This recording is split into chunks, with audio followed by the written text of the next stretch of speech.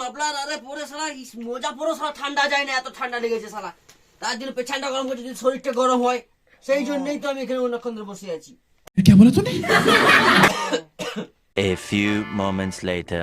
দাদা দাদা কি হলো এরকম? বলবেন না, সেই ঠান্ডার জ্বালায় শালা উনানের উপরে বসেছিলাম, শালা পেছনটাই পুড়ে গেল গো। ওরে বাবা রে।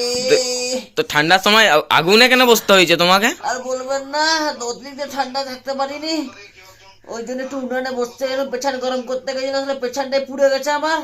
ঠিকই হয়েছে। ডাক্তারও বলছে ওষুধ দিবে না, বলছে এরকম তুমি করতে গেছিলে এখানে, ওষুধ দিবে না।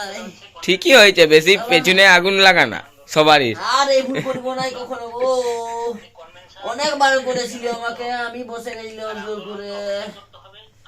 ও আর করবো না, আর কখনোই করবো না, এটাই প্রথম আর এটাই শেষ।